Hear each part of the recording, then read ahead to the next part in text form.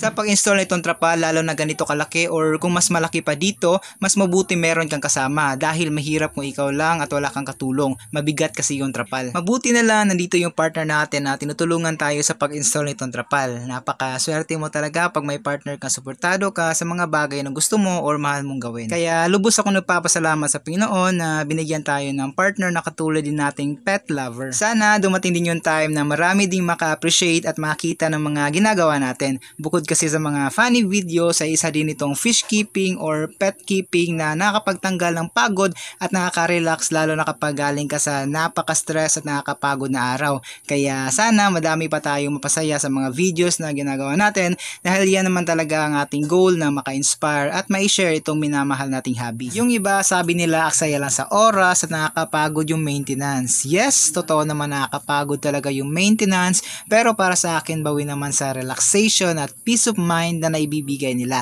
Nakita ko lang na healthy sila at maganang kumain. Ewan ko ba, nare-relax talaga ako at sumasaya. Kaya siguro di ko maiwan-iwan yung pag-iisda. Hahanap-hanapin mo kasi siya pag naumpisahan mo na. Kaya ikaw kung ano man yung trip mong alagaan, pagpatuloy mo lang yan. Nakakapagod? Oo. Pero pet lover ka di mo talaga yan may iwan. Pagpatuloy mo lang, okay lang mapagod, basta't masaya ka lang sa ginagawa mo. Ang dami ko na pala sinabi. Balik na tayo dito sa pag-install natin ng trapal. Kapoy pero padayon kay way gasugo.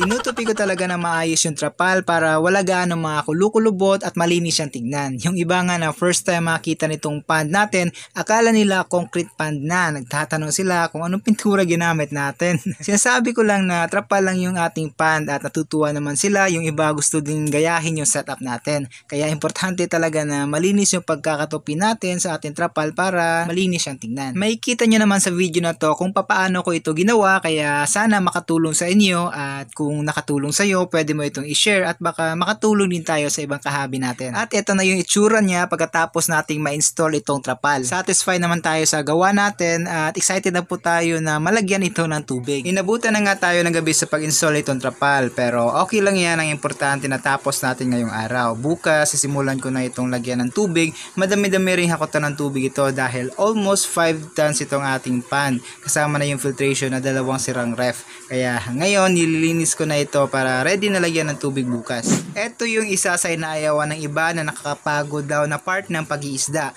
Pero para sa akin pag mahal mo yung ginagawa mo, nalilimutan mo na yung pagod. Kaya kung papasukin mo itong hobby na to, make sure na ready ka gawin yung mga bagay na kahit nakakapagod ay gagawin mo pa rin para mapanatiling healthy yung iyong mga alaga. Hindi mo kaya itong gawin, payo ko lang, huwag mo nang simulan dahil kawawa lang yung mga isdang aalagaan mo.